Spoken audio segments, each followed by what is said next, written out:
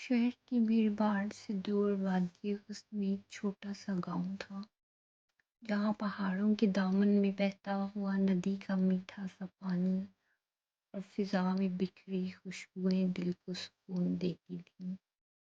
उसी गांव में एक लड़की हिना रहती थी। हिना की आंखें गहरे समंदर की तरह थीं और उसके ख्वाब आसमान के वसत जितने। एक दिन शहर से एक नौजवान आदिल अपने दोस्तों के साथ सैर के लिए उस गांव आया। आदिल की शख्सियत दिलकश थी, मगर उसके अंदर का सुकून कहीं खो गया था। वो दुनिया की रंगीनियों से थक कर वादी की खामोशी तलाश करने आया था। नदी के किनारे जब पहली बार हिना और आदिल की मुलाकात हुई तो लम्हे जैसे ठहर गए। हिना घड़े में पानी भरने आई थी और आदिल अपनी डायरी में मंजर कशी कर रहा था। आदिल ने पहली नज़र में उसकी आंखों में छुपी शरारत और मासूमियत को महसूस किया, और हिना ने पहली बार किसी अजनबी के चेहरे पर वो सुकून देखा जो उसके गांव के आसमान की तरह साफ था।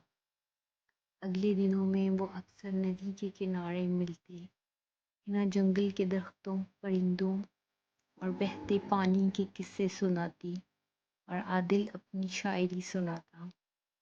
वक्त ने आहिस्ता आहिस्ता दोनों के दिलों में मोहब्बत के बीज बो दिए।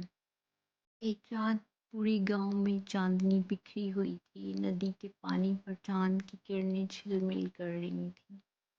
आदिल ने हिना से कहा, क्या तुम जानती हो, जब मैं शहर वापस जाऊंगा तो सब कुछ बदल जाएगा, लेकिन एक चीज़ कभी नहीं बदलेगी, मेरी मोहब्बत।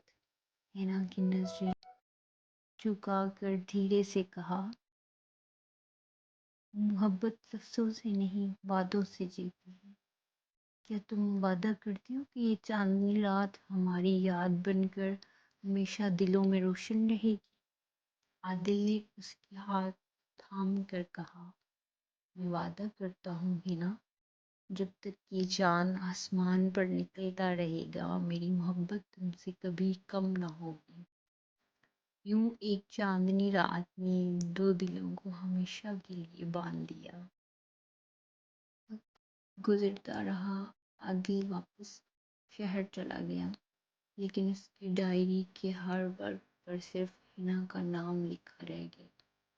हिना भी हर रात नदी किनारे बैठकर चांदनी को देखती और दिल ही दिल में कहती, ये चांदनी मेरा आदिल है जो कभी मेरे साथ नहीं छोड़ेगा।